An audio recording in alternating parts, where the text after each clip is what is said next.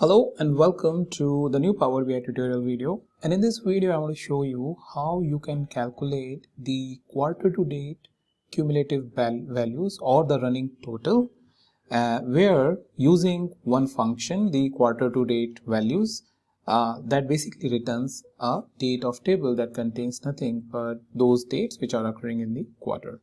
So I'll show you in a couple of seconds how to do that.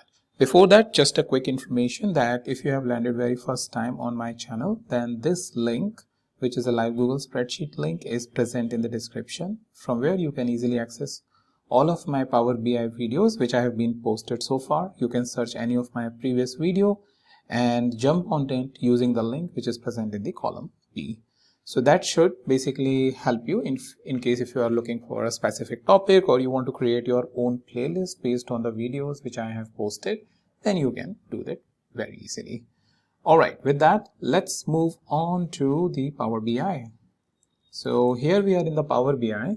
So in my previous video, I have shown you how to calculate the month to date function using the DatesQTD, right? And this time what I'm showing you is basically the quarter to date function. So let me just see if I have a way to duplicate this. So new measure, if I click on, what it will going to tell me is completely new measure.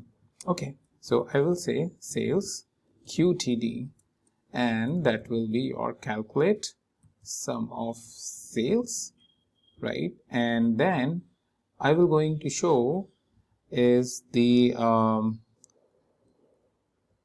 quarter to date, the dates, quarter to date, and here I will going to provide this key order date. So this is the main thing, the order date. There is nothing but a key value which I created in a separate table, order date, and let me show you how I did that. So if I just press this, now the quarter to date values are present, and if I select this, so what it will show me along with that, as you can see, month to date values are coming, right? So month to date value will going to stop at month, as you can see it over here, and for Feb it will restart again based on the value on the very first date of Feb. But the quarter to date values are continuing till the end of the quarter, and as you are seeing that it is taking calendar quarter, not a fiscal quarter. So that's a different thing, like how you can specify fiscal is something I will discuss in a separate video. So April 1, which is the next quarter, again the counting or the summation started.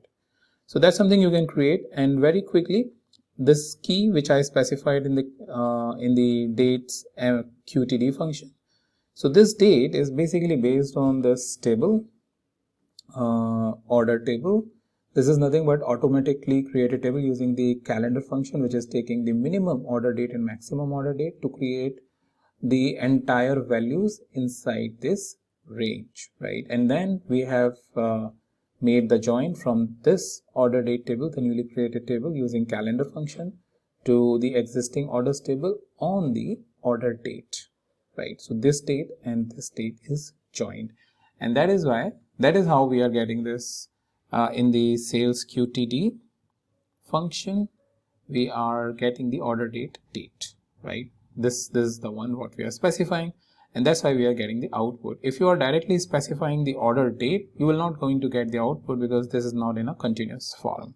You can experiment with it, and but you will not going to get the output if it is having the missing values or something, you know, which is not set as per the on a continuous fashion. So with that, that's pretty much I wanted to share, and I will meet you in the next video with a new topic.